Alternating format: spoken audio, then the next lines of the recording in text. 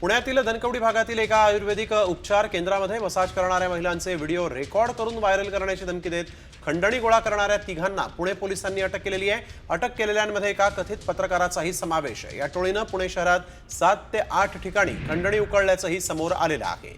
या घटनेचा व्हिडिओ साम टीव्हीच्या हाती लागलेला आहे। रोहित वाघमारे, शुभम धनवटे आणि राहुल वाघमारे अशी अटक केलेल्यांची नावं आहेत। या तिघांनाही आता पोलिसांनी बेड्या ठोकल्या आहेत। त्यांच्यावर कारवाईला सुरुवात झालेली आहे।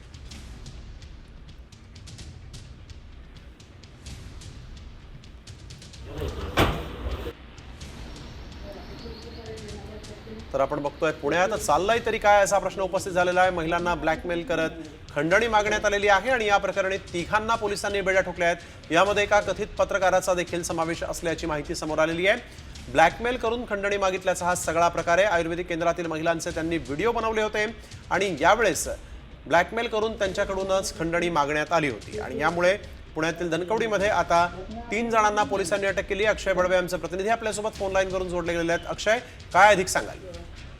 अतिशय धक्कादायक प्रकार खरं तर हा मानावा लागेल। सहकार नगर परिसरात हा सगळा प्रकार घडलेला आहे आणि याचा सीसीटीव्ही देखील आता समोर आलेला आहे। 3 जणांना पुणे पोलिसांनी अटक केलेली असून यातील एक पत्रकार जो आहे तो देखील बोगस असल्याची माहिती जी आहे ती देखील समोर आलेली आहे। अशा प्रकार जे आहेत ते या तिघांकडनं वारंवार करण्यात आल्याचं देखील तपासात निष्पन्न झालंय।